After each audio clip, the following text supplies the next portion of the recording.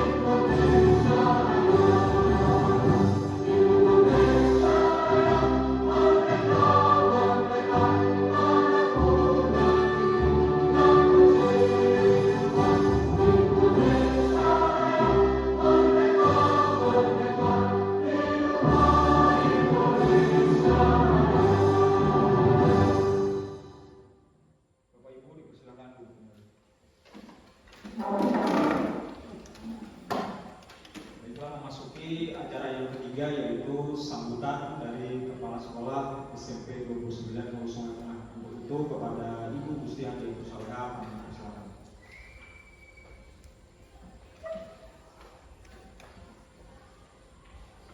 Bismillahirrahmanirrahim.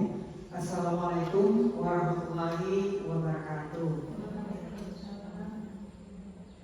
Alhamdulillah, puji syukur kehadirat Allah Subhanahu wa taala, yang mana pada pagi Sabtu ini kita kembali dapat berhadir di acara pendampingan individu pendidikan guru penggerak angkatan 11 Kabupaten Hulu Sungai Tengah, yang mana pada ini Ibu Putri Aryani. Salawat dan salam juga selalu kita curahkan kepada junjungan kita Nabi besar Muhammad SAW beserta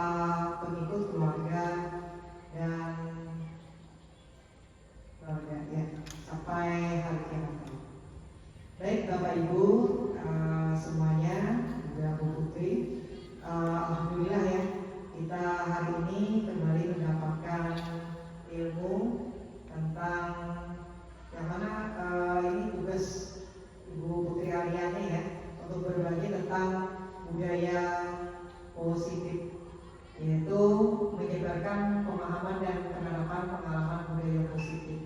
Yang mana budaya positif ini mungkin sudah kita laksanakan ataupun masih ingin kita laksanakan. Budaya positif ini Bapak Ibu sangat penting ditumbuh kembangkan, terutama kepada siswa-siswi kita di sekolah.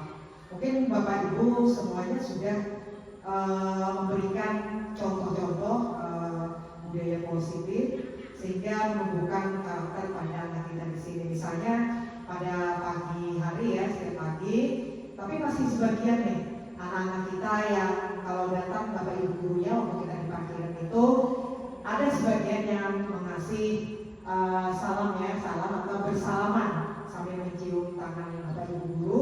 Namun sebagian masih belum menyadari hal tersebut. Nah itu juga merupakan budaya positif, yaitu anak-anak sudah tahu ya menghormati Bapak Ibu guru.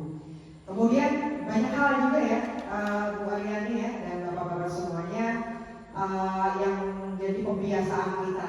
Nah mudah-mudahan nanti apa yang akan dipaparkan oleh Ibu Putri pada hari ini lebih yang sudah tahu menjadi lebih tahu, yang belum tahu nanti kita jadi tahu ya bagaimana menumbuh kembangkan lagi budaya positif di sekolah kita. Karena seperti kita tahu anak-anak kita di sini masih belum ya, sebagian masih dengan Bapak Ibu guru masih belum ada respect ya sebagian anak ya. Tapi tidak semuanya, tidak semua anak kita berperilaku yang negatif, ada hal yang positif juga.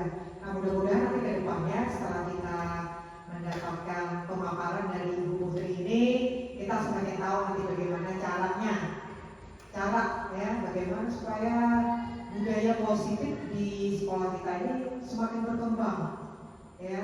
Kalau ada Bapak Ibu guru mereka langsung salaman semuanya ya, tidak hanya sebagian, tadi cuma kelas 7 rasanya kelas 7 8 sebagian. Nah seperti itu juga sekarang pembiasaan tentang budaya positif kita sini yaitu gotong royong. Nah itu sudah ada kolaborasinya ya antara warga sekolah di sini. Walaupun anak-anak kita budaya positif membuang sampah itu masih ada.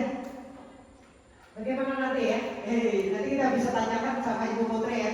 Masih ada sebagian yang ada sudah pembiasaan udah dibudayakan itu membuang sampah, masuk juga dalam visi-visi itu membuang sampah sembarangan itu masih seperti itu. Ada beberapa anak walaupun bak sampahnya itu ada di dekatnya, tapi mereka masih membuang sampah sembarangan.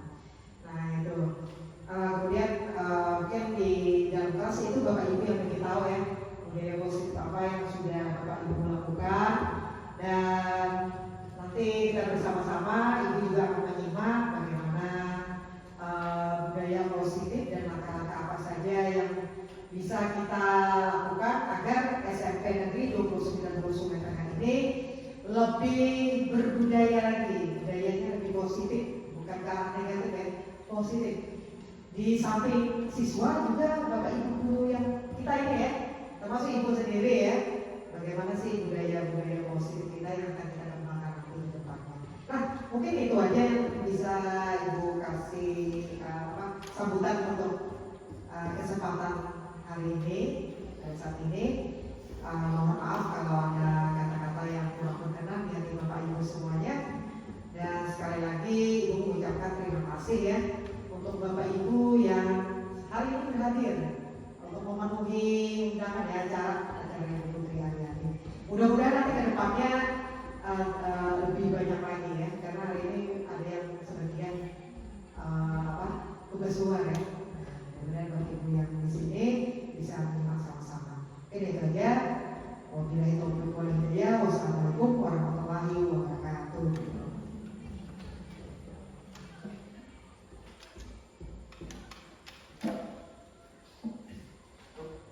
Demikianlah tadi pemaparan sambutan dari Ibu Kepala Sekolah SMP 29 Hulu Sungai Tengah. Selanjutnya kita memasuki acara yang keempat atau acara inti dari pertemuan kita pagi hari ini, yaitu presentasi atau pemaparan materi langsung dari kepada yang bersangkutan, kita persilahkan.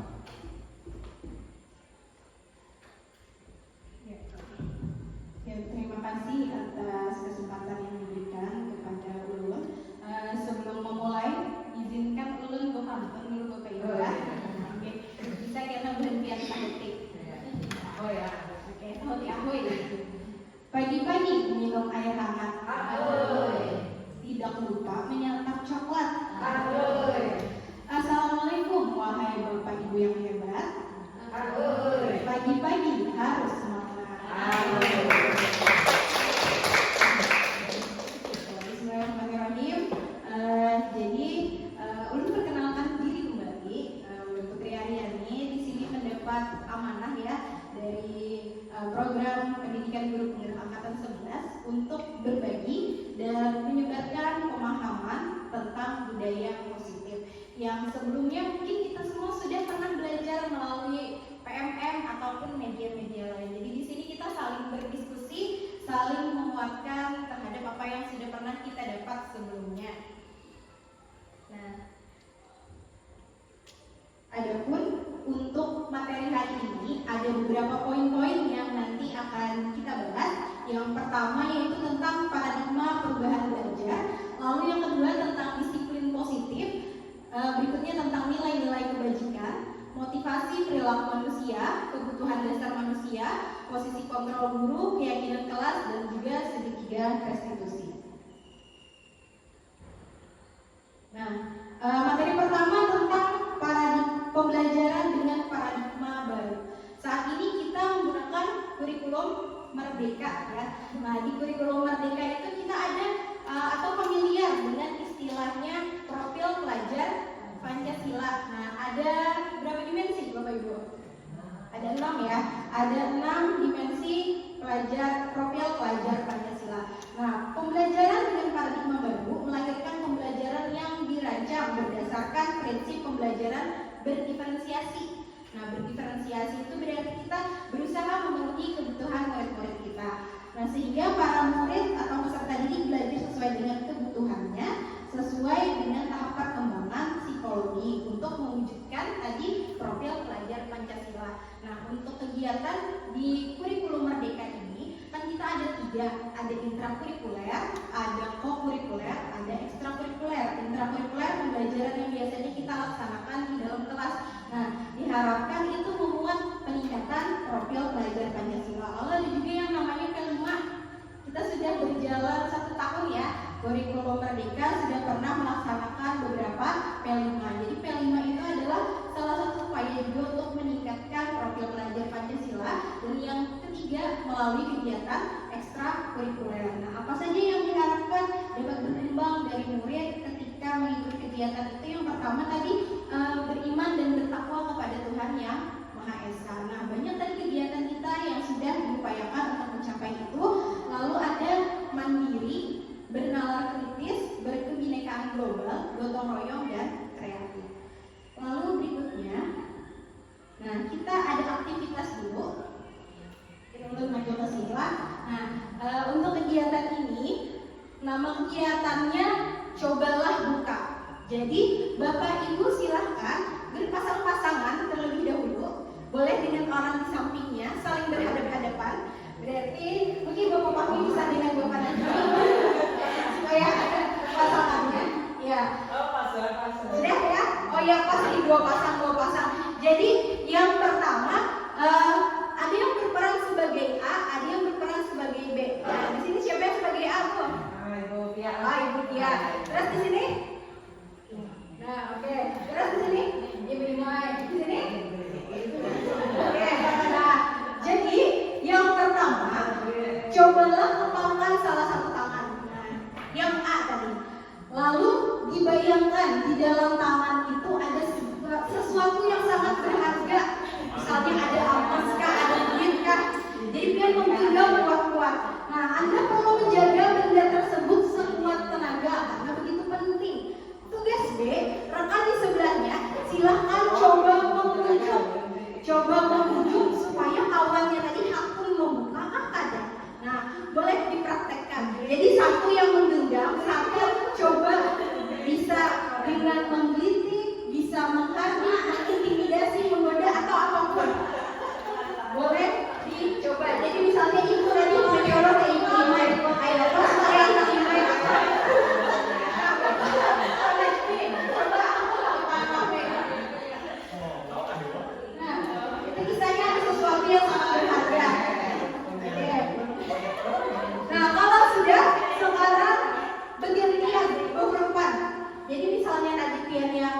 berarti Ibu Lita lagi yang A. Nah, perlakuannya sama. Boleh berhubungan. Nah, berarti Ibu lagi yang A yang menggenggam, berarti Ibu Pia yang menunjuk Ibu. Oke. Ya.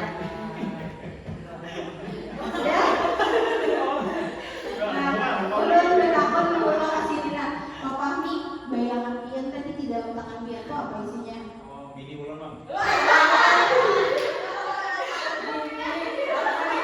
Tadi Pak Najmi berhasil lah membuka Pak Fahmi. Oh ada, ini karena tadi sangat berharga lah bagi Pak Fahmi. Kalau takut kayak Ibu Yan, kira di dalam tangan Pian tadi bayangan Pian apa kok? Emas. Jadi di dalam tangan Pian itu bayangannya emas. Ibu Lita berhasil memujuk ada kuat lah,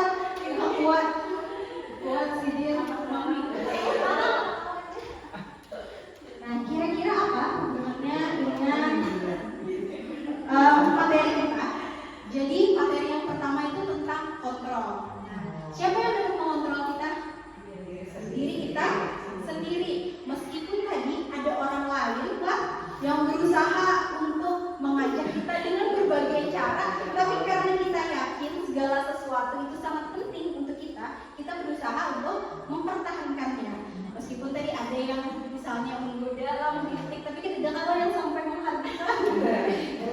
Nah, jadi tadi kontrol itu adanya pada diri kita sendiri. Nah, kita sebagai guru apakah dapat mengontrol murid kita? Oke, jadi materi kita tentang teori kontrol. Nah, Dr. William Glasser dalam kontrol teori yang kemudian hari berkembang dinamakan menjadi choice theory, meluruskan beberapa miskonsepsi tentang makna kontrol. Kita sebagai guru selama ini mungkin memberikan arahan kepada siswa. Nah, arahan yang kita berikan itu bisa jadi disebut sebagai kontrol. Nah, apakah itu memang betul mengontrol murid? Nah, itu bisa disebut dengan ilusi atau tidak nyata. Murid, kenapa kita lihat seakan-akan bisa dikontrol? Karena tadi murid itu memberikan kesempatan kepada kita untuk mengontrol dirinya. Kalau misalnya murid tidak mengizinkan, tentu kita tidak dapat memberikan kontrol terhadap murid. Jadi yang pertama, ilusi guru mengontrol murid. Lalu yang berikutnya, ilusi bahwa semua penguatan positif, efektif, dan bermanfaat. Jadi kita misalnya memberikan semangat, ayo Kak, kalian bisa, kalian mampu. Akhirnya anak itu melakukan. Nah, apa yang dilakukan oleh anak itu ternyata dari kontrol kita, bukan dari dirinya sendiri. Jadi itu sifatnya ilusi. Lalu berikutnya adalah ilusi bahwa kritik dan membuat rasa bersalah mampu menguatkan karakter. Misalnya kita menegur anak-anak yang terbiasa membuang sampah ya sembarangan. Lalu kita tegur, kita marahi, anak itu menurut akhirnya. Kita kritik, kamu itu selalu membuat seperti ini, ibu kecewa karena tidak menaati peraturan. Oh, akhirnya menurut, tapi ternyata itu adalah ilusi bahwa kritik dapat menguatkan karakter karena tidak berasal dari dirinya sendiri. Terus yang terakhir, ilusi bahwa orang dewasa berhak memaksa. Nah, mungkin selama ini yang sering kita lakukan lah, kita merasa lebih dewasa daripada anak-anak, kita merasa berhak untuk mengontrol, tapi ternyata itu sifatnya ilusi, nah, bukan dari dalam diri anak-anak. Oke, jadi berkaitan dengan kontrol tadi, kita akan membahas tentang mengubah paradigma stimulus respon ke pendekatan teori kontrol. Nah, stimulus respon itu yang selama ini kita lakukan. Kita memberikan arahan, anak-anak merespon. Nah, stimulus respon itu memahami bahwa kebutuhan kita itu sama. Padahal setiap orang kebutuhannya berbeda-beda. Lalu semua orang melihat hal yang sama. Padahal setiap orang memiliki gambaran yang berbeda. Lalu kita mencoba mengubah orang agar berpandangan sama dengan kita. Kita menyamakan anak-anak agar sama pandangannya dengan kita. Sebenarnya cara anak-anak melihat dunia itu berbeda dengan kita. Lalu perilaku buruk dilihat dari sebagai suatu kesalahan. Nah, menurut teori kontrol, semua perilaku itu ada tujuannya. Lalu orang lain bisa mengontrol saya. Sebenarnya yang dapat mengontrol kita adalah diri kita sendiri, bukan orang lain.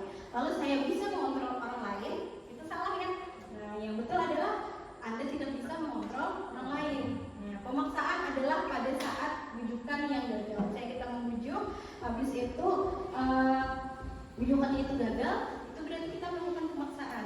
Nah, lalu bagaimana dalam teori kontrol harus ada kolaborasi untuk anak menciptakan pilihan-pilihan. Lalu yang stimulus respon, model berpikir menang atau kalah. Kalau teori kontrol, model berpikir menang dan menang. Artinya sama-sama diuntungkan, baik anak ataupun kita sebagai seorang guru. Nah, disiplin positif. Pasti kita sering mendengar kata disiplin. Kira-kira disiplin itu berkaitan dengan apa ya? Disiplin, peraturan ya, Ibu Iman. Nah, disiplin berkaitan dengan peraturan. Nah, kalau di sini apa sih disiplin? Nah, disiplin itu berasal dari kata disiplina yang artinya belajar. Belajar di sini adalah disiplin untuk mengacu pada disiplin diri yang memiliki tanggung jawab terhadap apa yang dilakukan berdasarkan nilai-nilai yang diyakininya. Disiplin positif merupakan salah satu cara menerapkan disiplin yang bertujuan untuk menumbuhkan kesadaran serta memberdayakan peserta didik tanpa imbalan atau reward. Nah, jadi kita menggunakan kurikulum merdeka mengharapkan itu adalah murid yang merdeka. Nah, bagaimana merdeka di sini bukan berarti lah kita membebaskan anak berperilaku sekehendak atau semaunya dia. Nah, merdeka di sini artinya anak itu bisa memiliki disiplin diri. Nah, bagaimana disiplin diri itu bisa terbentuk? Yaitu dengan adanya motivasi di dalam dirinya. Nah, jadi harus dari dalam diri anak itu. Jadi sebagai pendidik, tujuan kita adalah menciptakan peserta didik yang memiliki disiplin diri sehingga mereka berperilaku mengacu kepada nilai-nilai kebaikan universal dan memiliki motivasi intrinsik dalam perubahan perilaku ke arah yang lebih baik. Nah, nilai-nilai kebajikan. Nilai kebajikan adalah segala sesuatu yang disepakati bersama terlepas dari suku, bangsa, agama, bahasa maupun latar belakang. Nah, contoh nilai kebajikan institusi, misalnya kayak di sekolah kita kan di visinya ada menerapkan profil pelajar Pancasila. Nah, berarti harapannya tadi nilai kebajikan yang dilaksanakan sesuai dengan profil pelajar Pancasila. Oke. Nah, lalu berikutnya tentang motivasi perilaku manusia. Jadi di dalam melakukan sesuatu manusia itu ada 3 motivasinya. Nah, coba kita pikirkan ya, kira-kira motivasi yang dilakukan anak-anak kita selama ini untuk hadir ke sekolah itu yang mana? Yang pertama yaitu motivasi untuk menghindari ketidaknyamanan atau hukuman. Lalu yang kedua, mendapatkan imbalan atau penghargaan dari orang lain. Yang ketiga, untuk menjadi orang yang mereka inginkan dan menghargai diri sendiri dengan nilai-nilai yang mereka percaya. Nah, 2 motivasi yang di atas itu motivasi eksternal yang datangnya dari luar. Sedangkan yang di bawah ini motivasi internal. Nah, anak-anak kita kalau kita lihat memang mereka mengikuti peraturan, mengikuti kegiatan pembelajaran, mengikuti kegiatan-kegiatan kita. Kira-kira motivasi apa kalau menurut pandangan Bapak Ibu? Motivasi yang dilakukan anak-anak itu yang mana selama ini? Kira-kira kalau itu menghindari ketidaknyamanan atau dihukum, Oh iya. atau dicari kalau tidak hadir ke sekolah. Atau bisa juga Bu mereka hadir ke sekolah dari diri sendiri karena ingin bertemu dengan Bapak Ibu guru di sekolah. Oh, iya. Sebagian ini.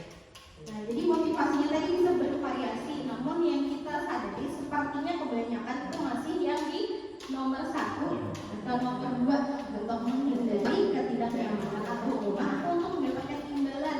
Misalnya nih dari orang tuanya kalau turun sekolah atau misalnya kalau juara kelas nanti akan diberikan hadiah. Nah, berarti itu motivasi masih dari luar atau eksternal.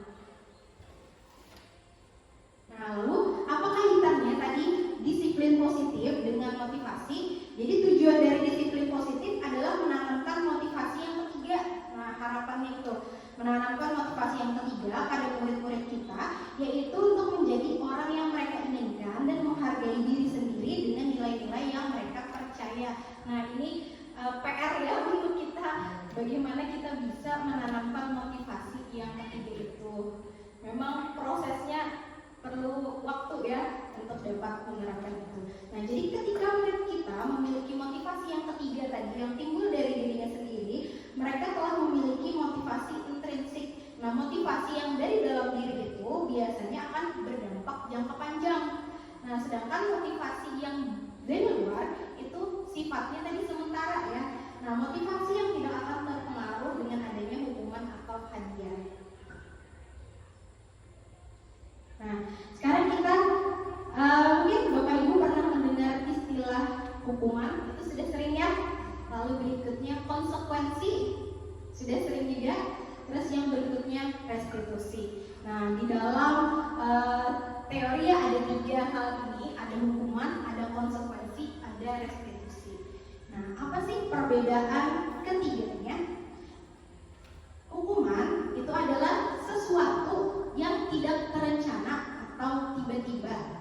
Misal, lagi apel atau lagi upacara, ada anak yang terlambat. Lalu dia masuk ke dalam barisan. Kita sebagai guru melihat anak itu masuk dan terlambat, mungkin ada perasaan emosi ya, langsung kita suruh buat barisan yang baru atau nanti setelah itu dijemur. Nah, itu termasuk hukuman karena tidak terencana atau tiba-tiba. Lalu yang kedua, hukuman itu murid tidak tahu apa yang akan terjadi atau tidak dilibatkan. Nah, jadi di dalam penyusunan yang akan terjadi pada dirinya itu mereka tidak dilibatkan. Yang ketiga, hukuman itu bersifat satu arah. Dan yang terakhir, hukuman itu bisa berupa fisik atau psikis. Nah, fisik kan berarti berhubungan mungkin ada pukulan, ada cubitan. Kalau psikis berupa ucapan ya dari kita guru. Nah, sedangkan apa bedanya dengan konsekuensi?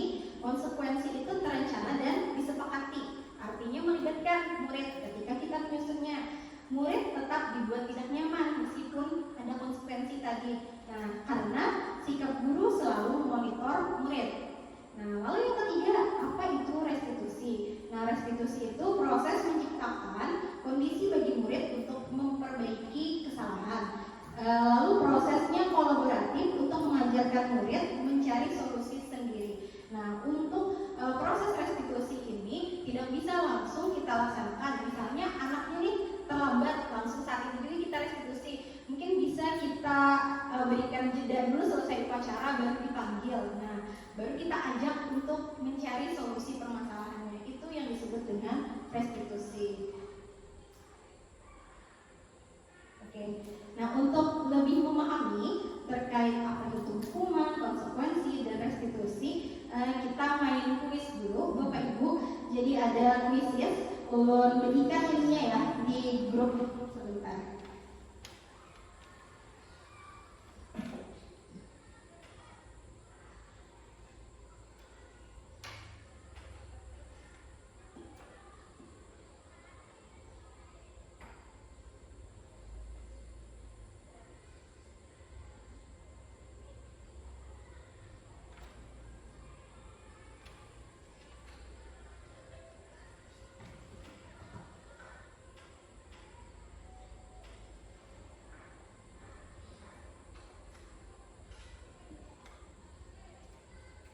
Nah, ulun bagikan linknya di grup Kombel. Boleh Bapak Ibu coba klik linknya. Kita akan memahami lebih dalam bagaimana sih bentuk itu hukuman atau restitusi.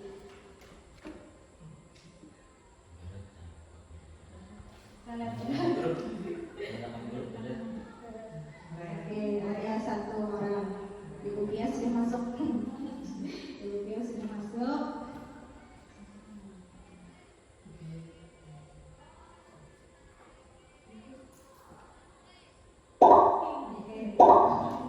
Pak Najmi sudah masuk, Ibu Lena sudah masuk.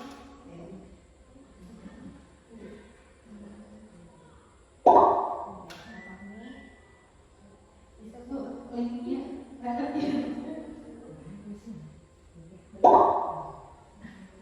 Ibu Yanti sudah.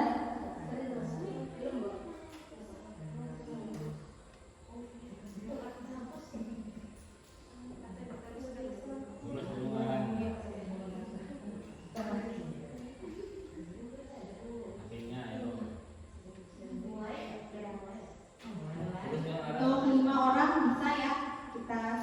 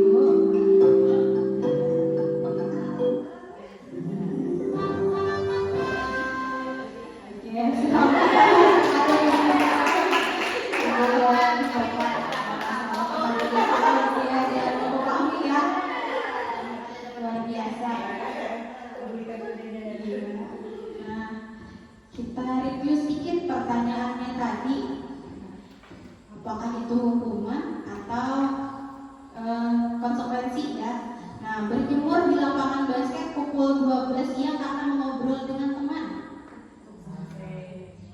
Hukuman atau hukuman ya. Nah, karena kita rasa itu anaknya mengobrol, apa dihukumnya dengan dijemur. Nah, itu hukuman. Lalu yang berikutnya, lari mengelilingi lapangan basket 2 kali karena terlambat hadir ke sekolah. Membersihkan coretan yang dibuatnya di meja tulis, sanksi atau konsekuensi. Jadi konsekuensi itu apa yang dilakukan yang harus menyelesaikan dirinya sendiri sesuai dengan yang dilakukan. Terus yang ketiga, murid diminta push up 15 kali karena tidak menggunakan masker. Hukuman ya, karena tadi tidak ada kaitannya masker dengan push up. Lalu mengganti kertas tugas teman yang telah dicoret-coret, sanksi atau konsekuensi. Karena yang dilakukan itu konsekuensinya harus sesuai. Luar biasa. Iya. Terima kasih. Hatinya yang bola. Luar biasa Bapak Ibu tadi sudah bisa kita pahami sama-sama ya, bisa membedakan apa itu hukuman, apa itu konsekuensi. Berikutnya keyakinan kelas atau yang dulu bisa juga disebut dengan kesepakatan kelas. Mungkin kita sudah pernah mendengar, bahkan sudah pernah menerapkan dan membuatnya ya. Di kelas ada nih saya lihat di kelas 9 atau kelas 8 ada sudah bertempel itu keyakinan kelasnya. Nah, menurut Bapak Ibu, kenapa keyakinan? Kenapa bukan peraturan kelas? Ada yang bisa bantu Pak? Bapak Ibu?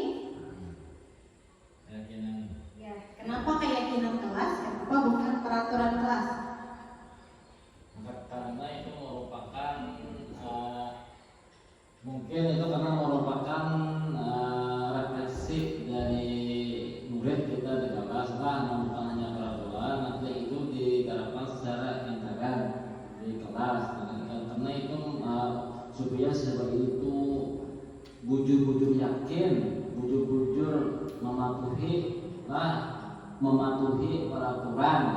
Saya yakin dia yakin dengan kesadarannya mereka untuk melakukan sesuatu yang baik di kelasnya. Itu aja.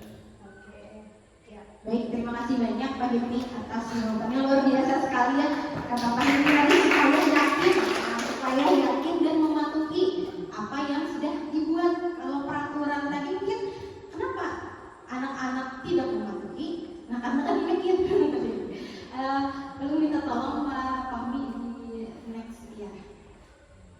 Selanjutnya, nah, perhatikan gambar berikut ini. Gambar yang pertama itu gambar orang pakai helm ya ketika bersepeda motor. Lalu gambar yang kedua orang pakai masker mungkin ketika batuk atau flu. Nah, kira-kira kenapa kita menggunakan helm saat berkendara? Pasti ada sesuatu yang kita yakini. Kenapa kita harus pakai helm? Oke, pertama peraturan ya, takut dirajia atau jaga keselamatan dan keamanan. Nah, berarti kita yakin nih, bahwa kalau pakai helm salah satu ikhtiar untuk menjaga keamanan atau keselamatan. Keamanan tadi aman dari polisi supaya tidak ditilang, terus aman bagi diri kita juga. Lalu berikutnya kalau pakai masker, apa nilai kebaikan yang ada kalau misalnya kita pakai masker? Misalnya kita batuk nih terus pakai masker, untuk apa? Iya, tidak menular, berarti berhubungan dengan kesehatan ya. Nah, minta tolong Pak slide selanjutnya.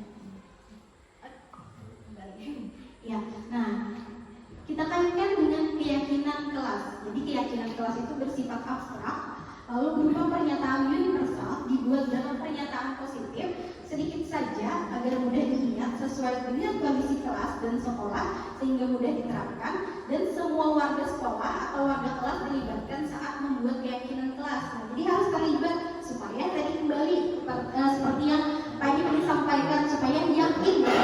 Supaya yakin. Nah, berkaitan dengan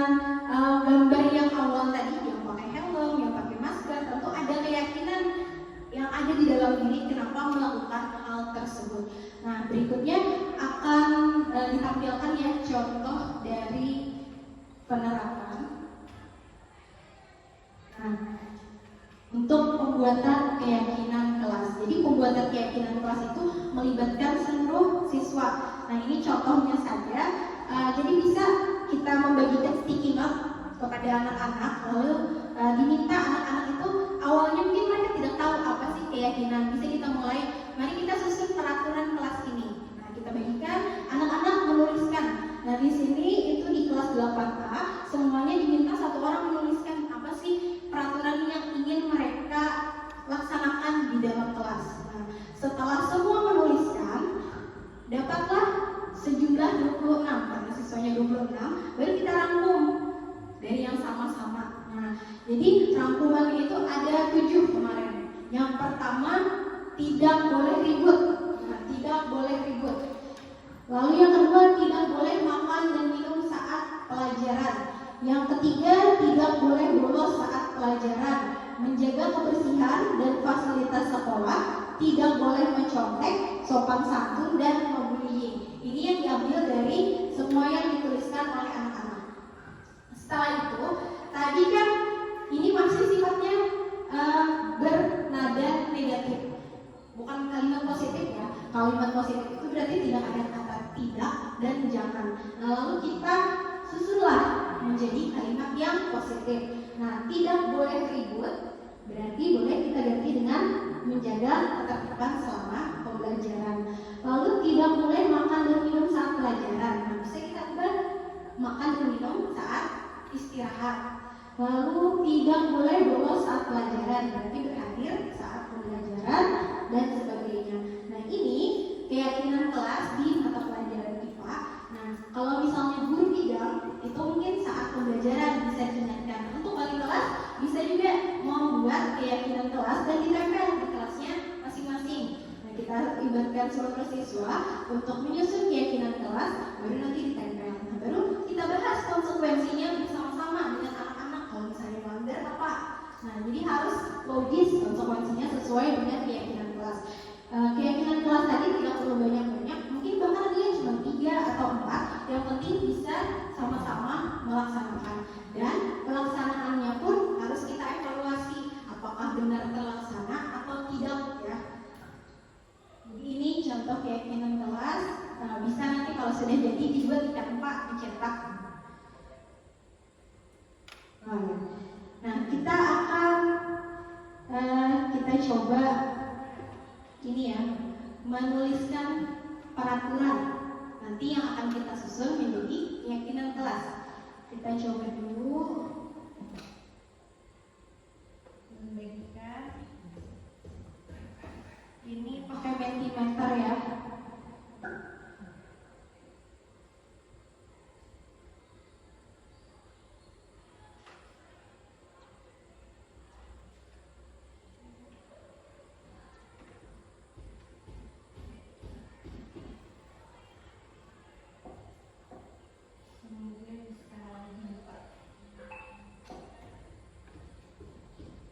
Kita simulasi untuk menyusun keyakinan kelas. Jadi kita dulu bisa menyediakan medianya. Boleh kalau misalnya paling sederhana kita sediakan spidol, anak-anak maju ke depan ditulis di papan tulis saja boleh. Atau misalnya ada sticky note, masing-masing menulis di sticky note terus ditempelkan di papan tulis bisa. Kalau misalnya yang memungkinkan memanfaatkan teknologi juga bisa. Nah, jadi dibebaskan saja kepada Bapak Ibu untuk menyusun keyakinan kelasnya bagaimana. Nah, itu tadi dibagikan linknya ya, bisa dibuka dulu. Nah, ini.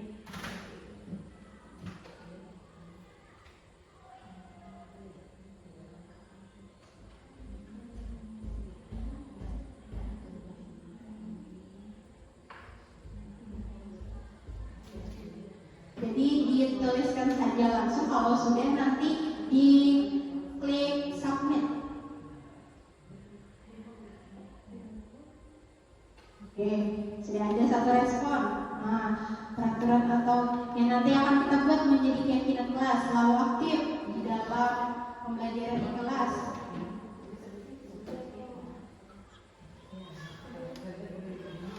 Satu saja Bu, tuliskan satu saja.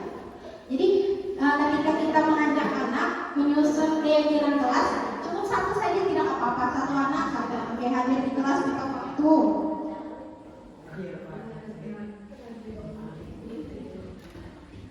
Boleh bebas Bu.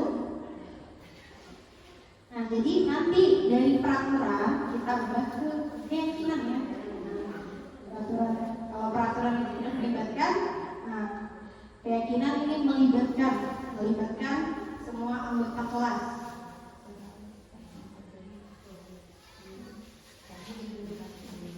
Kalau sudah selesai bisa diklik submit.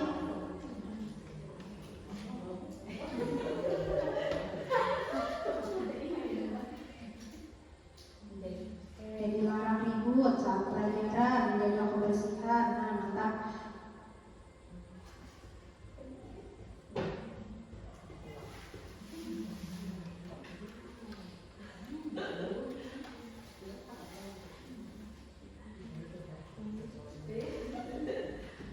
Nah, jadi anak-anak terlibat aktif di dalam penyusunannya. Kalau peraturan tadi itu hanya guru langsung menyediakan, kita serahkan kepada anak-anak untuk menaatinya. Kalau peraturan tadi memang dari anak-anak sendiri, dan karena mereka membuat sendiri, harapannya mereka bisa komitmen untuk melaksanakan keyakinan tadi. Oke, berdoa di awal dan di akhir pembelajaran. Nah, di dalam keyakinan yang sudah kita buat pasti ada nilai-nilai kebaikannya, betul? Ya. Kalau selalu aktif di dalam pembelajaran, kira-kira nilai kebaikannya apa?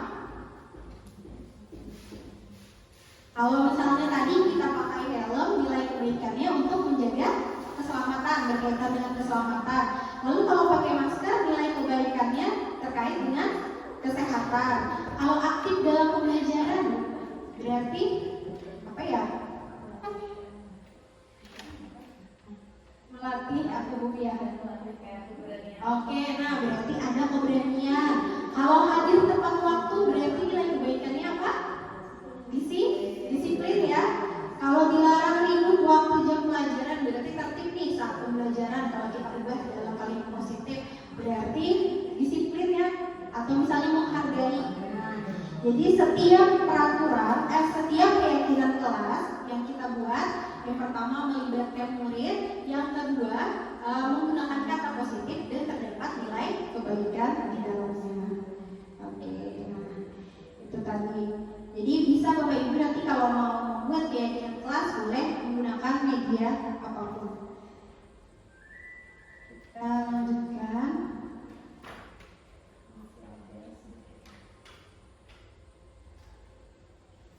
Nah, berikutnya tentang kebutuhan dasar manusia. Nah, tadi kan sudah dijelaskan setiap perilaku seseorang itu pasti ada motivasi yang mendasari perilaku itu. Ada 3 motivasi tadi yang terbagi menjadi 2 lagi. Ada motivasi internal, ada eksternal. Kalau internal dalam diri, eksternal tadi berasal dari orang lain. Motivasi internal tadi kan yang satu tadi ya. Kalau yang 2 tadi eksternal bisa karena ingin mendapat penghargaan atau takut mendapat hukuman. Nah, lalu ada kebutuhan dasar manusia. Nah, kebutuhan dasar manusia itu adalah segala sesuatu yang dilakukan untuk mendapatkan apa yang kita inginkan. Seluruh tindakan yang kita lakukan memiliki tujuan tertentu dan semua usaha terbaik yang kita lakukan dalam rangka agar kebutuhan dasar kita terpenuhi dengan baik. Nah, kebutuhan dasar manusia itu ada 5 ya. Siapapun kita, nah ada 5 ini kebutuhan dasar. Yang pertama, kebutuhan bertahan hidup. Nah, kebutuhan bertahan hidup itu misalnya kita manusia perlu makan, rumah, pakaian, itu berhubungan fisiologis. Lalu yang empat ini berhubungan dengan psikologis. Yang pertama, rasa kasih sayang dan rasa memiliki. Anak-anak, orang tua, dewasa pasti perlu hal ini. Perlu ada yang menyayangi, perlu ada yang memiliki, supaya tadi itu tetap tumbuh. Kalau misalnya kebutuhan dasar tidak terpenuhi, ya tadi itu ada hal-hal yang dilakukan. Nah, lalu ada penguasaan, merasa dia memiliki kemampuan. Lalu ada kebebasan dan juga ada kebutuhan akan kesenangan, bersenang-senang. Jadi 5 kebutuhan dasar manusia. Nah, di sini ada cerita. Bimo seorang anak TKB depan sekolahnya yang ramai dengan kendaraan. Tingkahnya membuat guru Bu Ani bingung dan seringkali mengajarnya. Ada beberapa kemungkinan jawaban Bimo. Nah, ada kemungkinan jawaban Bimo. Kalau misalnya Bimo menjawab, misalnya nih ya Ibu Ani, Bimo kenapa kamu kejar-kejaran? Terus Bimo menjawab, aku senang main kejar-kejaran dengan ibu guru, seru. Berarti kira-kira kebutuhan apa yang ingin dipenuhi oleh Bimo? Tadi kan ada 5 ya. Kasih sayang. Oke, kasih sayang dari Papa Mi. Atau ada pendapat lain? Kesenangan. Nah, tadi dia Bimo, saya senang main kejar-kejaran dengan ibu guru karena seru. Berarti dia berusaha memenuhi kebutuhan dasarnya, yaitu kesenangan. Terus yang kedua, kalau misalnya Bimo menjawab, ibu kejar aku karena ibu guru sayang aku, berarti ya karena dia mencari perhatian atau kasih sayang dari gurunya. Lalu kalau Bimo menjawab yang ketiga, aku hebat kan bisa bikin ibu guru kejar aku, berarti apa? Kekuasaan atau penguasaan. Jadi dia merasa nih dia mampu membuat gurunya mengejar dia. Nah, jadi setiap tindakan anak-anak pasti didasari karena ada kebutuhan dasar sebagai manusia yang tidak terpenuhi. Mungkin kalau misalnya nanti akhirnya anak-anak yang bermasalah kita ajak bicara, ketemu nanti sampai di mana nih? Apakah mungkin anak itu di rumah ternyata kurang kasih sayang, atau karena dia ingin menunjukkan bahwa dia penguasa, dia merasa hebat nih kalau ingin menunjukkan dengan tindakan-tindakannya di sekolah ini. Iya. Nah, itu tadi kebutuhan dasar manusia. Lalu, nah, terkait kebutuhan dasar manusia tadi sehingga dapat melakukan berbagai perilaku. Nah, guru sebagai guru kita memiliki posisi untuk mengontrol apa yang dilakukan oleh murid itu. Yang pertama, posisinya sebagai penghukum. Nah, kita sebagai penghukum biasanya tadi tindakannya refleks ya, ketika melihat anak-anak melakukan salah langsung kita memberikan hukuman. Nah, dan hukuman ini biasanya bisa bersifat fisik atau psikis. Nah, biasanya kalau misalnya lewat ucapan, kata-katanya itu biasanya keras dan menghardik. Nah, itu contoh posisi kontrol guru yang penghukum. Dan kalau misalnya menerapkan ini akan muncul dampak negatif tadi. Mungkin anaknya akan selalu mengingat. Nah, lalu yang kedua, sebagai pembuat rasa bersalah. Pembuat rasa bersalah ini tidak perlu pakai kata-kata yang besar atau menghakimi. Cuman kalau bahasa sini itu ibaratnya mengepek gitu. Nah, jadi membuat anak-anak itu merasa bersalah. Pian tidak kasihan kah lawan ibu, pian kayak itu. Ibu sudah uyuh-uyuh menjelaskan, pian tidak memperhatikan. Nah, contohnya seperti itu. Itu pembuat rasa bersalah. Terus yang berikutnya pemantau. Nah, pemantau ini dia memantau lalu menanyakan ke anak betul atau salah yang sudah dikerjakan. Lalu sebagai teman, nah, biasanya sebagai teman ini ada nanti contohnya seperti apa. Dan yang kelima itu sebagai manajer. Nah, ini contohnya. Nah, contohnya kasusnya siswa tidak memakai atribut lengkap saat upacara bendera. Nah, untuk yang penghukum mungkin bisa kita mengucapkan, karena kamu tidak lengkap silakan hormat pada bendera selama 1 jam. Nah, itu penghukum.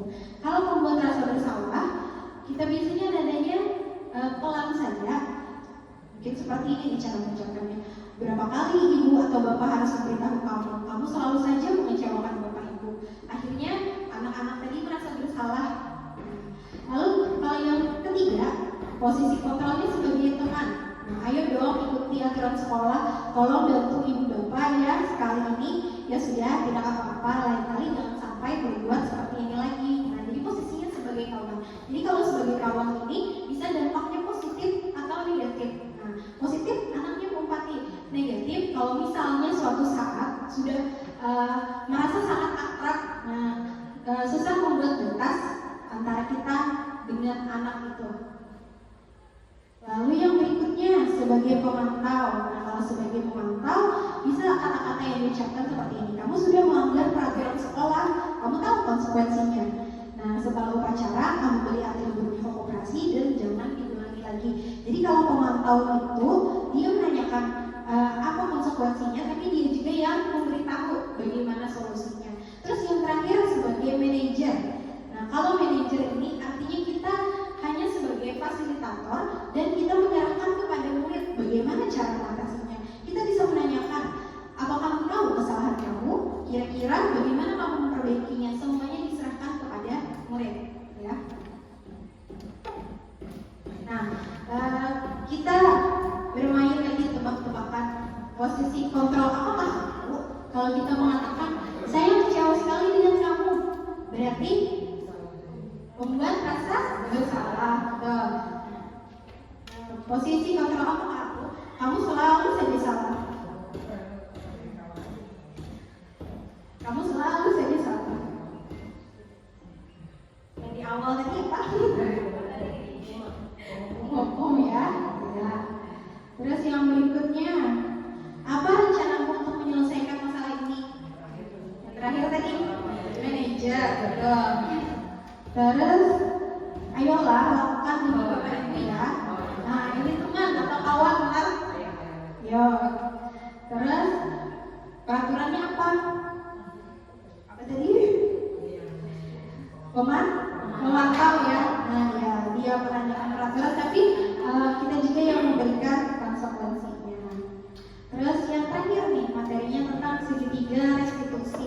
Nah, terkait dengan posisi kontrol dulu untuk menjalankan posisi sebagai manajer, tadi kita dapat menerapkan yang namanya segitiga restitusi. Jadi segitiga restitusi adalah proses dialog yang dijalankan guru atau orang tua agar dapat menghasilkan murid yang mandiri dan bertanggung jawab. Jadi ada 3 langkah segitiga restitusi.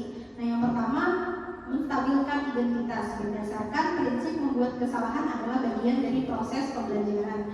Jadi bisa kita katakan berbuat salah itu wajar, tidak ada manusia yang sempurna, atau ibu bapak juga pernah melakukan itu. Itu menstabilkan identitas. Lalu tahapan yang kedua, berdasarkan prinsip setiap perilaku berupaya memenuhi suatu kebutuhan tertentu. Contoh kalimatnya yang diucapkan, bisa kamu pasti punya alasan melakukan itu. Terus yang ketiga, menanyakan keyakinan kelas. Ini berdasarkan prinsip teori kontrol bahwa pada dasarnya kita termotivasi secara intrinsik. Jadi kita bisa menanyakan keyakinan kelas. Nah, makanya tadi perlu penyusunan keyakinan kelas atau keyakinan sekolah, baru kita bisa menerapkan ini. Nah, segitiga restitusi di dalam menyelesaikan permasalahan. Berikutnya, nah ini contoh praktik ya penerapan segitiga restitusi. Bentar ya.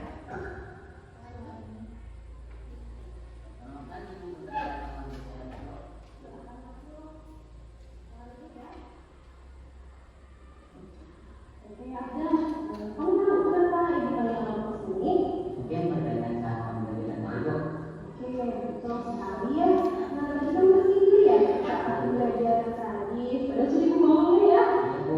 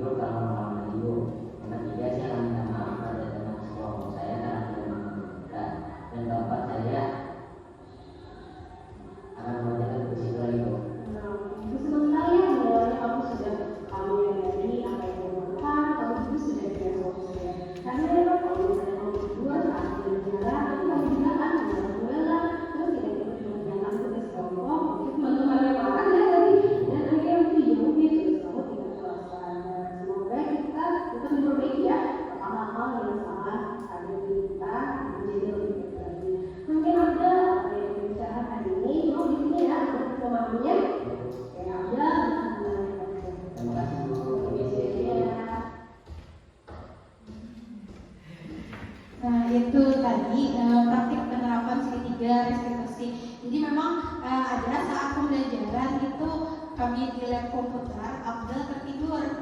Nah, tertidur saat teman-temannya kerja kelompok, sudah dibangunkan ternyata masih TK. Jadi ternyata Abdel lemes katanya, terus karena main game juga. Nah, jadi kita sebagai kalau misalnya memposisikan diri sebagai seorang manajer tadi menanyakan kenapa hal itu bisa terjadi, lalu kita meminta anak sendiri bagaimana caranya untuk mengatasinya. Jadi kata Abdel tadi karena tugasnya belum selesai, tugas kelompoknya belum selesai, berarti dia akan menyelesaikan tugasnya. Lalu minta maaf sama teman-temannya karena teman-temannya kerja kelompok sedangkan dia tertidur. Lalu akan mengatur tadi jam bermainnya supaya tidak tidur terlalu malam. Jadi salah satu praktik penerapan segitiga restitusi. Sebenarnya ada lagi beberapa, cuma satu tadi yang ditampilkan. Ada juga punya Rizky. Ada punya Rizky. Masih di HP nanti. Ada yang bagus punya Rizky.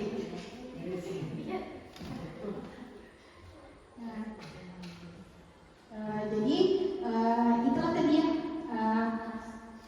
materi dari budaya positif. Nah, budaya positif mulai dari disiplin positif, dari motivasi, dari kontrol, lalu kebutuhan dasar manusia, segitiga restitusi, keyakinan kelas yang sudah disampaikan. Nah, kesimpulannya dalam rangka menciptakan lingkungan yang positif, maka setiap warga sekolah dan pemangku kepentingan perlu saling mendukung. Nah, jadi perlu kerjasama kita semua menghayati dan menerapkan nilai-nilai kebajikan yang telah disepakati bersama. Kalau kita tadi profil pelajar Pancasila dan tujuan mulia dari penerapan disiplin positif itu tadi kembali lagi kepada murid. Nah, tujuannya memang untuk murid agar membentuk murid yang berkarakter, disiplin, santun, jujur, peduli, bertanggung jawab, dan merupakan pembelajar sepanjang hayat. Nah, harapannya tadi motivasi yang tumbuh di dalam diri anak adalah motivasi pembelajar sepanjang hayat dan tumbuh dari dirinya sendiri, bukan karena reward atau penghargaan ataupun karena hukuman. Nah, sesuai dengan standar kompetensi lulusan yang diharapkan, yaitu menurut standar nasional pendidikan. Mungkin itu saja yang dapat Ulun sampaikan. Kembalikan kepada moderator. Luar biasa ya pemaparan dari Ibu Putri tadi, karena ini berkaitan dengan keseharian kita di sekolah dan ini merupakan materi yang sangat penting karena berhubungan langsung dengan bagaimana kita berhadapan dengan siswa dalam keseharian kita di sekolah. Nah, mungkin dari pemaparan tadi ada hal-hal yang masih jadi pertanyaan buat ibu-ibu atau bapak-bapak di sini, silakan disampaikan. Mudah-mudahan kita bisa diskusikan bersama. Untuk itu kepada bapak ibu silakan.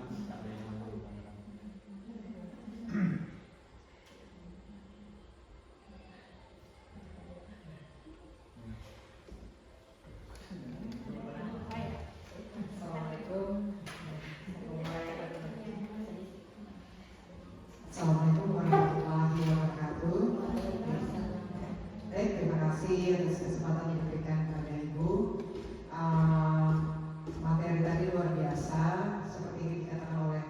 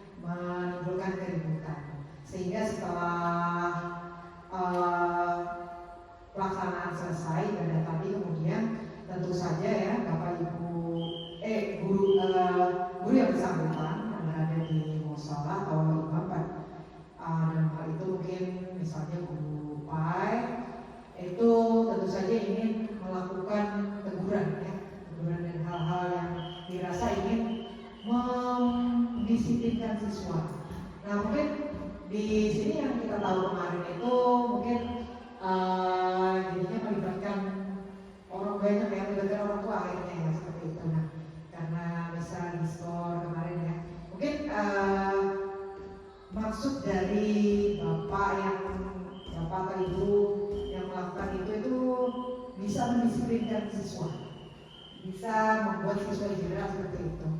Nah mungkin yang menjadi pertanyaan ibu di sini, mungkin Ibu Putri bisa memberi sedikit mungkin langkah-langkah apakah itu kalau dilihat dari pemaparan Ibu Putri tadi itu berarti hukuman ya, karena tidak ada mungkin peraturan atau kesepakatan di musola ya seperti itu. Nah, mungkin Ibu Putri bagaimana nanti mungkin ke depannya nanti kalau ada lagi seperti itu mungkin bagaimana seperti itu ya. Itu aja yang Ibu ingin tanyakan supaya siswa kita tidak merasa dihukum atau guru juga seperti itu bersalah sama siswanya.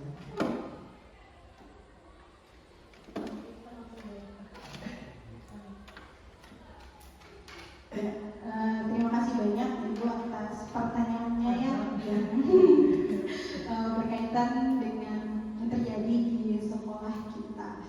Nah, memang tadi untuk penegakan disiplin diawali dulu dengan adanya keyakinan atau kesepakatan kita bersama melibatkan anak-anak tadi.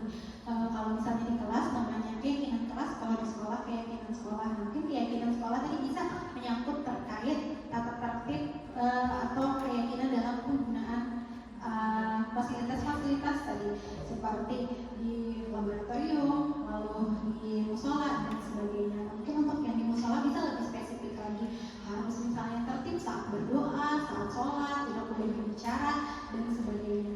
Nah, kalau misalnya kita belum mengadakan keyakinan dan langsung memberikan sesuatu kepada anak, itu bisa dikategorikan sebagai hukuman. Nah, jadi mungkin kita susun kembali bersama-sama untuk keyakinan. Jadi anak-anak pun tahu.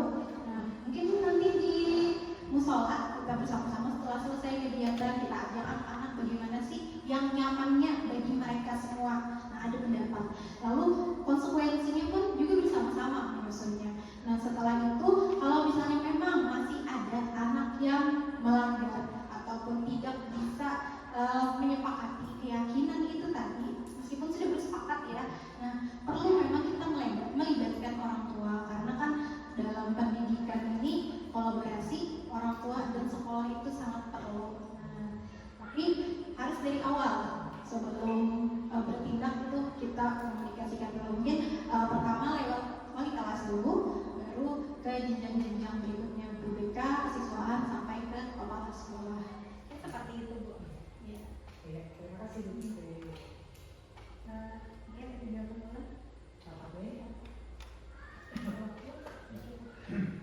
Silakan Bapak Ibu kalau ada lagi yang lain yang ditanyakan pada Bu Suster.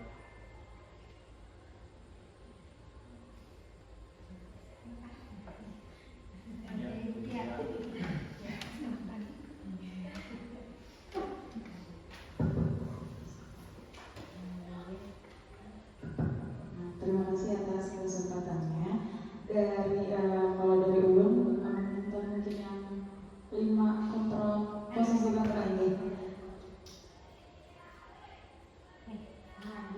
Dari kelima posisi kontrol guru ini, menurut Ibu Putri itu supaya kita di sekolah juga menerapkan disiplin positif. Jadi menurut Ibu itu yang mana yang maksudnya yang bisa menciptakan disiplin positif untuk di sekolah kita? Itu saja dari Ulan. Ya, terima kasih pertanyaan Ibu ya. Nah, kembali lagi kepada kita, biasanya kita menerapkan yang mana? Nah, lalu kalau kita merasa apakah yang kita lakukan itu sudah efektif untuk siswa atau belum, kita bisa belajar atau mengubahnya. Nah, sebenarnya yang paling efektif adalah di manajer ya. Manajer, tapi bukan menutup kemungkinan bisa saja nanti kita sambil berselang-seling ke pemantau, ke teman. Nah, tapi diharapkan yang ideal kita bisa menerapkan posisi kontrolnya sebagai seorang manajer, karena tadi kalaupun kita menerapkan sebagai teman itu ada sisi positif dan negatifnya. Sebagai pemantau itu kita guru yang menyampaikan apapun soal toleransinya. Nah, sedangkan manajer ini artinya kita mengajak siswanya atau muridnya untuk berpikir apa kesalahan dia, bagaimana cara mengatasi sendiri. Nah, seperti itu. Jadi harapannya bisa tadi tuh di manajer. Ya. Nah, terima kasih banyak pertanyaannya Bu Tia. Saya kembalikan ke moderator.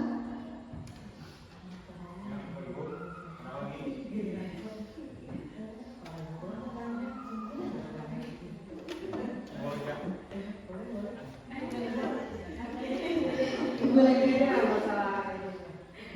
Baik, terima kasih bertanya kembali. Ini masalah ibu sering ya. Ini ibu sendiri yang sering menegur siswa secara langsung seperti mengambil sampah tiap pagi biasanya itu. Apakah cara ibu ini kadang kita sebagai ibu-ibu sebagai pribadi ya, kadang merasa jengkel seperti itu ya. Kalau siswa itu tidak mau menuruti ya, atau jadi ibu ambil sampah, ya, ambil sampah kan. Kadang siswa ini enggan ya, karena mungkin dia merasa bukan dia yang apa namanya yang membuang sampah. Nah mungkin cara-cara ibu selama ini kalau dilihat dari ini posisi kontrol guru itu mungkin masih apa ya, belum ideal lah, seperti itu. Nah bagaimana supaya efektif ibu Putri, ibu menegur ya, karena masalah sampah ini budaya musik yang ibu di sekolah kita ini sangat ibu terapkan. Bagaimana sih cara menegur atau mengajak siswa supaya dia sadar sendiri? Selama ini tidak sadar-sadar rupanya, harus disuruh dulu. Nah mungkin kayak apa caranya supaya ke depannya itu siswa itu sadar? Itu aja pertanyaan doang. Ya, terima kasih pertanyaan yang kedua ya dari Ibu luar biasa sekali pertanyaannya. Memang menjadi dilema juga ya untuk kita sebagai seorang guru. Oh ini ada posisi kontrolnya 5. Cuman ketika langsung berhadapan dengan murid pasti ada refleks kita langsung tuh. Sudah lupa nih apa nih posisinya manajer atau apa?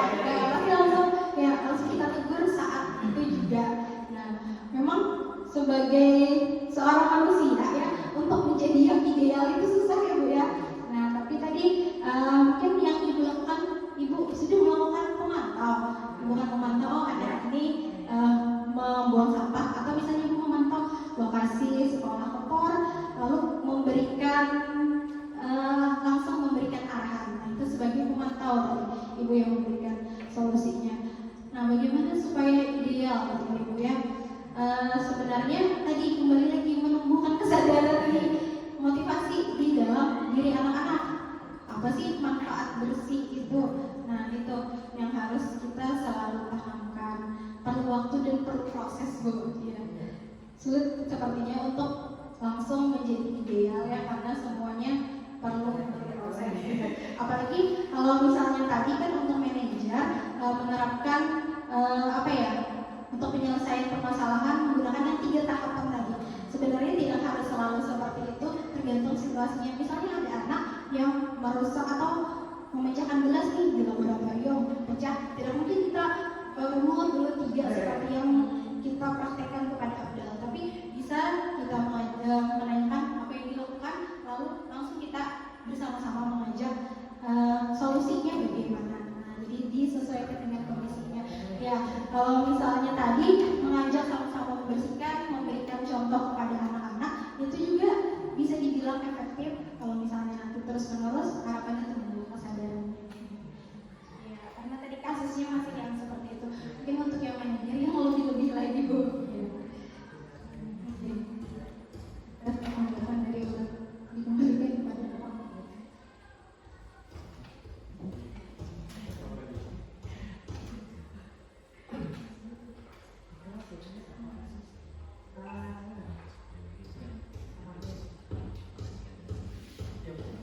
Mungkin ulun ada memberikan tambahan saya sharing lah dari pengalaman. Artinya ulun melihat di sini tadi dari pemaparan ini memang semakin luas skop yang hendak kita terapkan itu semakin tinggi tingkat kendalanya. Artinya kalau kita menghadapi sebagai wali kelas, kita membuat kesepakatan kelas itu mungkin agak mudah gitu. Tapi kita tingkatkan yang lebih besar di musala, mungkin karena dia terkumpul beberapa kelas di situ, otomatis kita tantangannya pasti lebih besar lagi, apalagi kalau skopnya itu keseluruhan sekolah. Karena kalau bicara keseluruhan sekolah ini yang kita hadapi itu kendalanya bukan hanya variasi siswa, tapi juga variasi guru. Guru ini kan kita kan bisa juga menentukan tipe-tipe guru nih, karena mereka pun punya karakter yang berbeda-beda. Ada orang yang tipe penghukum, ada yang tipe pemantau, ada yang tipe teman. Nah, misalnya kalau ulun pribadi itu arahnya mungkin kayak lebih ke teman gitu kan. Jadi karena sering bercanda dengan siswa, tapi begitu emosi itu kadang-kadang bisa out of control juga. Nah, jadi memang seperti yang dikatakan Ibu Putri tadi itu, untuk mencari yang ideal itu memang kita sulit gitu kan. Kita perlu berproses. Cuman mungkin Ibu Putri bisa sharingkan dalam waktu dekat ini kira-kira langkah yang terbaik itu untuk kita dalam mengolah dalam skop yang lebih besar dalam sekolah, artinya mencakup keseluruhan dari kelas 7 sampai kelas 9 itu. Kalau kami kan dulu pernah menerapkan sistem poin pernah. Jadi ketika poinnya mencapai level tertentu, mulai dari peringatan itu naik ke panggilan orang tua, sampai yang paling berat itu diberhentikan. Nah, itu pernah diterapkan, bahkan pernah diberhentikan tuh beberapa orang dulu pernah kita terapkan. Memang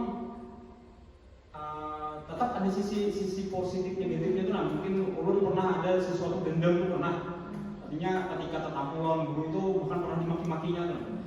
Nah, itu merasakan dampak negatif dari aturan yang kita bikin. Nah, kalau dengan cara seperti ini tadi tuh memang rasa lebih nyaman Bang, karena mungkin dari sisi siswa tidak menimbulkan dendam. Cuma kalau yang dalam praktik realnya tuh mungkin dalam waktu dekat yang bisa kita lakukan tuh apa gitu untuk membuat keyakinan sekolah gitu nih, supaya benar-benar siswa yang ada dua ya, siswa tuh yang tadi peduli sama sekali kan belum tahu urusan gitu kan. Nah, tapi kalau tipenya yang kayak Abdel tadi kan itu orang-orang yang nyaman. Nah, kalau bagaimana cara kita merangkum siswa yang bervariasi kan, maksudnya supaya rasa hamba gitu berarti. Nah, mungkin bisa dibagi triknya. Ya, baik, terima kasih pertanyaannya luar biasa juga nih dari Pak Amin. Bagaimana triknya dalam jangka dekat ya Pak ya, dalam waktu dekat bagaimana supaya bisa menertibkan. Nah, terkait ini kan kemarin Ibu sempat berbincang juga ya Bu ya, rencana kita mengundang orang tua. Jadi pelibatan orang tua dulu. Kita di sini mungkin ada menyusun tata tertib. Nah, itu kita sampaikan bukan hanya kepada anak nih. Orang tua ini harus tahu apa saja keyakinan sekolah kita, tata tertib ya. Mungkin masih bahasanya tata tertib. Jadi tata tertib tentu harus ada. Nah, keyakinan sekolah juga harus ada. Jadi tadi pelibatan orang tua di dalam pelaksanaan tadi. Jadi yang bisa mengontrol kita mungkin kan di sekolah cuma beberapa jamnya. Nah, di rumah lah orang tua yang membantu. Harapan tadi bisa membantu. Meskipun tadi bervariasi lagi. Ada yang orang tuanya tidak ada kan. Lalu mungkin ada orang tua juga yang tidak peduli dengan itu semua. Nah, jadi tadi penyusunan tata tertib untuk keyakinan sekolah. Mungkin perlu ada nanti kita satu forum bersama anak-anak menyusun bagaimana keyakinan sekolahnya. Seperti itu saja dulu untuk yang jarak dekatnya. Jadi bisa kita sampaikan apa yang sudah kita lakukan. Kalaupun misalnya harus mengulang ya, ada poin atau sebagainya, bisa kita lihat dari mana yang sisi apa ya. Tadi kan pasti ada positif, ada negatifnya. Mana yang negatifnya paling sedikit. Mana gitu nanti kita bicarakan kembali. Mungkin seperti itu saja dulu Pak. Nanti kita bahas lagi ya. Kalau ada lagi yang ditanyakan.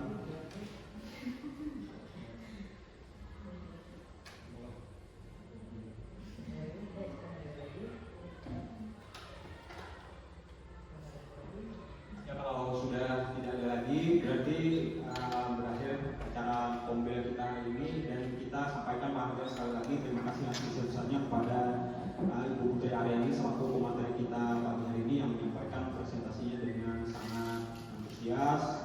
Kemudian mungkin tadi ada beberapa hal yang bisa kita ambil dari pertemuan kita pagi hari ini tentang posisi kontrol kita sebagai guru, bagaimana kita bisa menentukan kita ini tipenya seperti apa dan kemudian kedepannya apa yang ingin kita perbaiki dari diri kita. Kemudian bagaimana membentuk sebuah budaya yang positif di sebuah sekolah dengan mengurangi sedemikian rupa agar kalimat-kalimat yang negatif itu bisa kita minimalisir dalam penggunaan sehari-hari. Nah, itu saja yang kami sampaikan. Ulun selaku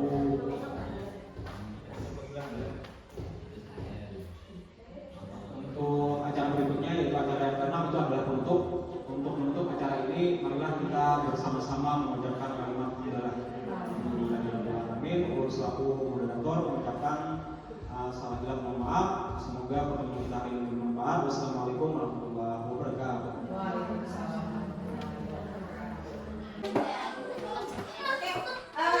Kita akan melakukan penyusunan keyakinan kelas ya.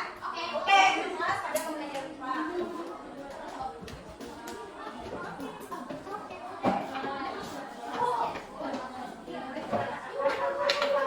Nah, apa yang harus dilakukan? Jadi ini memberikan sticky note lah atau kertas yang bisa ditempel. Kalian tuliskan apa sih yang kalian inginkan di kelas ini. Maksudnya kayak peraturan kayak apa yang ingin kalian tegakkan di kelas ini. Satu orang boleh tuliskan satu lah. Satu orang satu. Jadi keinginan dulu.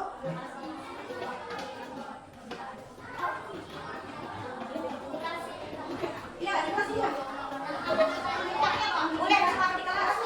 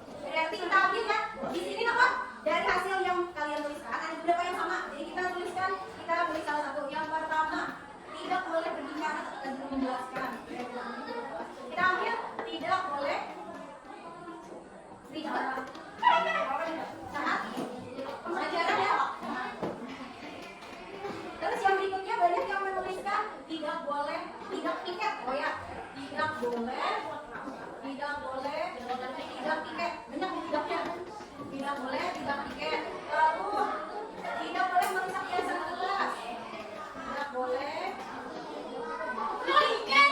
Ada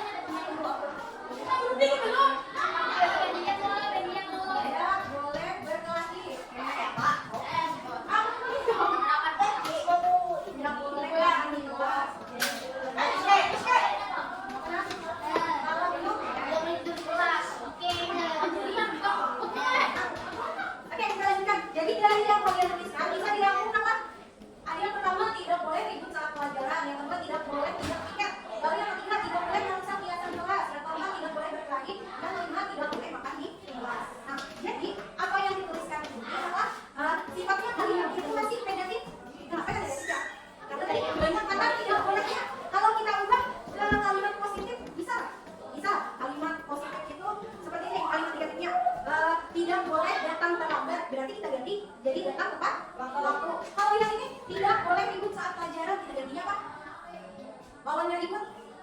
Boleh. Bukan lawannya ribut. Ini kan tidak boleh ribut. Lawan tidak ribut apa? Ya, lawannya ribut berarti kan? Tenang ya, tertib ya. Berarti saat pelajaran. Kalau tidak boleh tidak piket berarti apa? Berarti melaksanakan piket.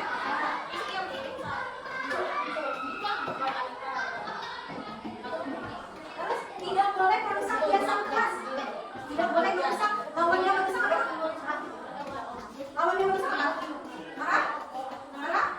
Marah? Lawannya merusak berarti apa? Marah? Marah? Juga menjaga atau merawat.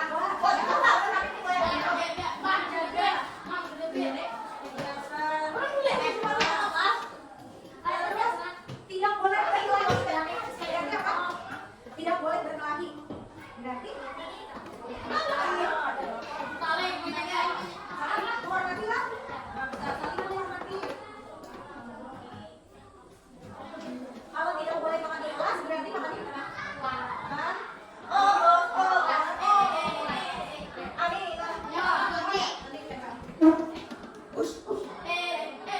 Menurut kalian, kenapa kita harus tertib ya saat pelajaran? Agar apa? Contohnya seperti ini. Misalnya kita pakai sepeda motor, terus pakai helm. Untuk apa kita menggunakan helm? Menjaga keselamatan. Jadi ada tujuannya untuk menjaga keselamatan. Kalau kita tertib saat pelajaran, untuk apa? Agar apa? Agar lebih paham pelajarannya. Terus kalau yang saya lakukan berarti tujuannya untuk menjaga kebersihan. Kalau tidak boleh kita biasa kelas berarti hubungan dengan menjaga apa ya? Kebenaran. Lalu saling menghormati, tadi lah saling menghormati yang terakhir makan di luar kelas tujuannya apa? Agar kelasnya tidak ngobrol jadi kira-kira yang ini bisa ini. Kalau misalnya melanggar atau tidak menaati keyakinan ini berarti ada apa ya? Ada denda, ada konsekuensinya ya. Nah, ada konsekuensinya. Kira-kira kalau misalnya tidak tertib saat mengikuti pembelajaran, apa konsekuensinya? Dihukum. Aduh, dihukumnya apa? Oh, enggak sih. Misal nih, saat kita pembelajaran